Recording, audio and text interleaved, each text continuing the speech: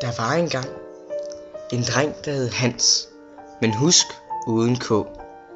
Han boede på Island, men da der ikke var noget is på Island, valgte han at flytte til Danmark.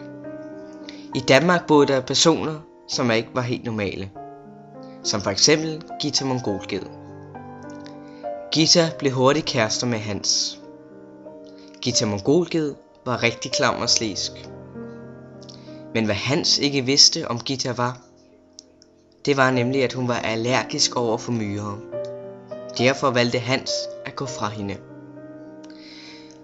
Hans valgte nu at rejse til et andet land.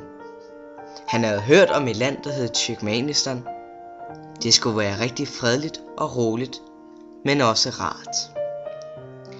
Efter nogle dage fandt Hans hurtigt en kæreste. Denne gang var kæresten en tyrkisk hest uden ben, men den var da også dejlig. De fandt et rart sted at bo, men da huset lå så højt oppe i bjergene, kunne den tyrkiske hest uden ben, som desuden hed Alahi Tykkebab, ikke komme med op.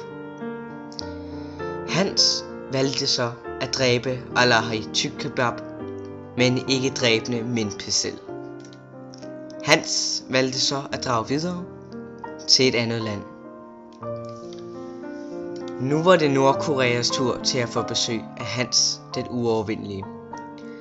I Nordkorea fandt han igen en lækker bisken til en kæreste.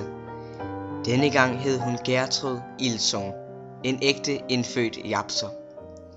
Gertrud Ilsung var en nordkoreansk kamphund. Men eftersom Hans ikke kunne fordrage kamphunde, valgte han ikke at skyde den, men derimod spise den. Da det gjorde et godt måltid, valgte han så at rejse til månen, hvor han levede et lykkeligt liv med de mange marsmænd.